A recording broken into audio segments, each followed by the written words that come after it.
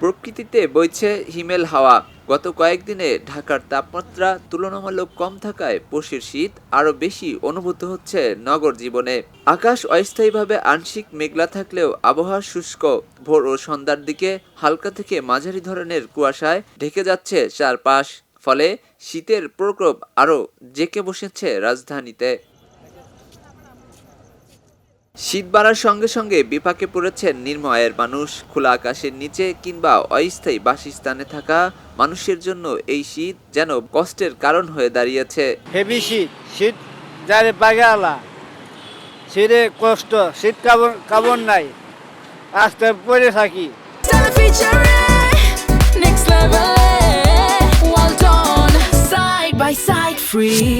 পৌষ মাস চলে আসছে, শীত এখনো পরে নাই। কালকে থেকে আজকে 2 দিন ধরে শীত পড়ছে অনেক, বা কালকে অনেক বাতাস ছিল। এই 2 দিন ধরে শীত অনেক বেশি।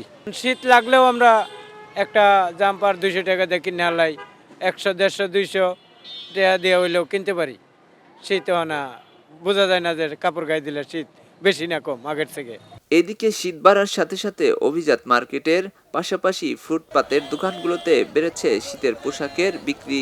গরম কাপড় কিনতে ভিড় জমাচ্ছেন নানা শ্রেণীর মানুষ।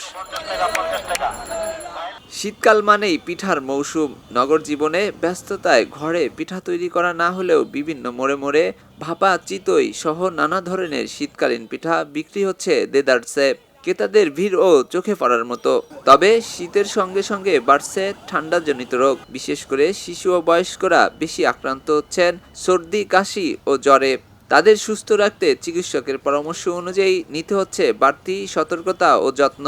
দেখা যায় আমি ওদেরকে সবসময় সক্স পরিয়ে রাখি, তারপরে আপনার মতন ঘরের ভিতরেও আমি কার্পেট টার্পেট এগুলো বিছিয়ে দেই। তো দেখা যায় এটা তো শুধু আমাদের, কিন্তু অন্যদের আমি যেটা বলবো যে একটু মোজা বা একটু হাতালা জামা টামা এগুলো পরিয়ে রাখলে বেটার হয়। শীতের এই সময়ে প্রকৃতির রুক্ষতার সঙ্গে লড়াই করেই চলতে হচ্ছে নগরবাসীকে।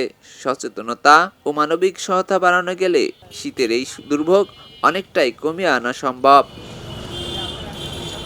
এস আলী, দুর্জয়, খবরের কাগজ, ঢাকা।